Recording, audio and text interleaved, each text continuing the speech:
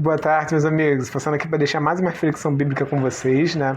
Em especial, essa reflexão bíblica está no livro de 2 Reis, capítulo 22, com o título Livro da Lei Encontrado, né? Vocês vão entender por quê. Vou pular um pouco nessa parte do início do capítulo, mas depois vocês podem ler com calma, onde fala o início do reinado do rei Josias, né? Que foi um rei temente a Deus, né? Um rei que andou conforme os passos de Davi. E ele se dedicou, né, na reconstrução do templo de Deus, né? Mandou que os sacerdotes, né, usassem as ofertas que eram dadas pelo povo e para contratarem homens, né, que até trabalharam com honestidade, fidelidade na reconstrução do templo. E vou avançar, né, a partir do versículo 8, que diz assim: Então o sumo sacerdote Ilquias disse ao secretário Safã: Encontrei o livro da lei no templo do Senhor.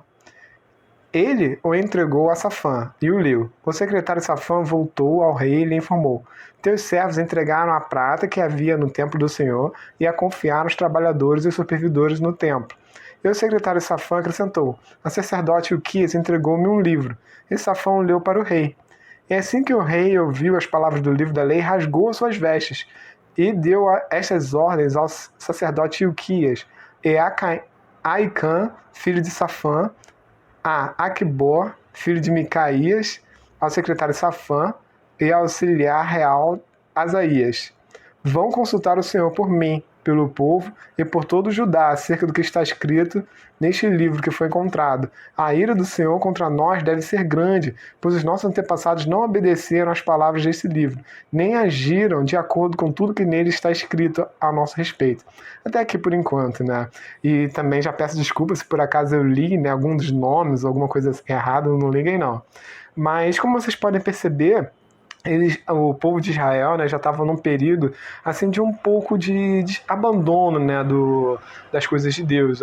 Estavam vivendo um período, né, de instabilidade espiritual e real também, né? Às vezes tinha um rei que era temente a Deus, outras vezes um rei que abandonava a Deus, era idólatra, enfim, de muita instabilidade, né? Ao ponto de, como vocês podem ver, eles chegarem e acharem o livro da lei, entendeu? Como se fosse para nós hoje em dia, a gente está limpando a casa, de repente, olha só, achei a Bíblia, que coisa, não, caramba, entende? E que possamos, né, aprender com esse exemplo, né, desse texto e nos voltarmos para Deus, né? Que nós temos duas opções, né? Depois que a gente achou a Bíblia, vou botar aqui no lugar, entendeu? Seguir a vida conforme tô seguindo do meu jeito, ou possamos sim, sabe, fazer que nem o rei, que se humilhou, né, na presença de Deus, rasgou suas vestes, entende, em sinal de arrependimento e temor a Deus, né, de realmente estar desagradando a Ele, ao ter desprezado, né, seus mandamentos, seus preceitos, e em vista, assim, por tudo que o povo estava fazendo, né, e buscar consultar a Deus, né, e saber qual é a direção dele, procurar, né, viver conforme agrada a Deus, obedecer seus mandamentos, glorificar Ele. Então, continuando o capítulo, diz assim: O sacerdote Ilquias, Acaim, Aquibor, Safã e Asaías foram falar com a profetisa Ulda, mulher de Salum, filho de Tikvá, e neto de Arás, responsável pela guarda-roupa do templo. Ela morava no bairro Novo de Jerusalém. Então, até mesmo, né, eles foram falar com a profetisa, né, pedir uma palavra da parte de Deus, né, com relação a essa situação complicada, né, que estava acontecendo. E de repente, né, até mesmo se tiver uma moça, né, ouvindo esse vídeo, que você também possa ser um instrumento de Deus, né, na vida de pessoas ao seu redor, possa estar levando uma palavra de Deus, sabe? Possa estar fazendo a diferença, mesmo em meio a uma geração, sabe, que despreza as coisas de Deus, corrompida, envolvida em várias depravações, né? Você possa, sim, ser um instrumento de Deus, levar a sua palavra, sabe? Possa estar incentivando pessoas no caminho de Deus. Serve como incentivo, independente da idade. Então, podemos ver esse exemplo, né, através da profetisa. Então, a partir do versículo 15, diz assim: Ela lhes disse: Assim diz o Senhor, Deus de Israel, digam ao homem que os enviou a mim, que assim diz o Senhor: Trarei desgraça sobre este lugar e sobre os seus habitantes, e tudo que está escrito no livro o livro que o rei de Judá leu. Então aqui nós podemos ver, né, que Deus realmente, né, estava bastante insatisfeito, né, com a situação espiritual do povo, e ele vai explicar o porquê, no versículo 17.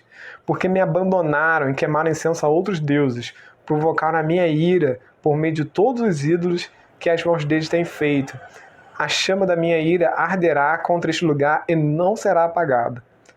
Então nós podemos perceber, né, que tinha um motivo. Assim como já estava escrito no livro, né, que eles leram, até mesmo presente no livro de Deuteronômio, no livro de Números, que Deus, né, tinha sido zeloso com eles, dado a terra prometida, cuidou deles, operou vários milagres e fez uma aliança com eles.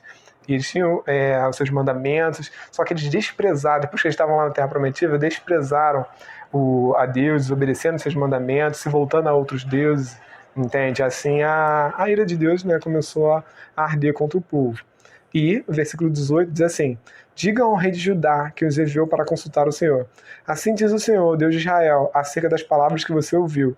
Já que o seu coração se abriu e você se humilhou diante do Senhor, ao ouvir o que eu falei contra este lugar e contra os seus habitantes, que seriam arrasados e amaldiçoados, e porque você rasgou as suas vestes e chorou na minha presença, eu ouvi, declara o Senhor.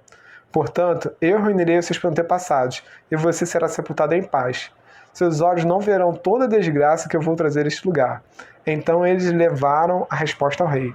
Então nós percebemos que no caso do rei, né, Deus se agradou do seu arrependimento. Entende? Dele realmente ter chorado na presença de Deus, ter, como posso dizer, se arrependido dos seus pecados, entende? Procurado viver um caminho certinho diante de Deus, né?